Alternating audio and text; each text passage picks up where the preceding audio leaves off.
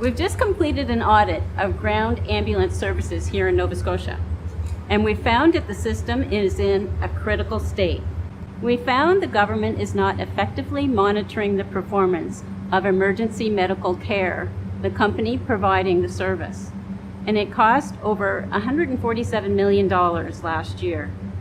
It takes ambulances longer, on average, to respond to emergency and urgent calls, putting Nova Scotians in urban and rural areas of the province at risk.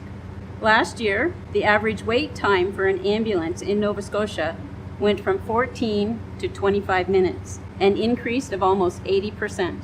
The longer wait times shows strains on the ground ambulance system, which include staff shortages that force available ambulances to sit idle, more 911 calls requiring an ambulance, and temporary closures of rural emergency departments which redirect patients to regional centers. So finding a company is not off of the table when it is a company-specific issue.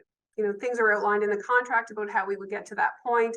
Those conversations are ongoing, and we do have an exception report that's delivered on a regular basis, and those exceptions will be reviewed. One, is it a company issue, or is it a system issue? And so this is a contract that we inherited, and so over the last couple of years, we have been very focused. Action for Health certainly outlines the work in which is happening in this province. Some things are short-term, some things take longer.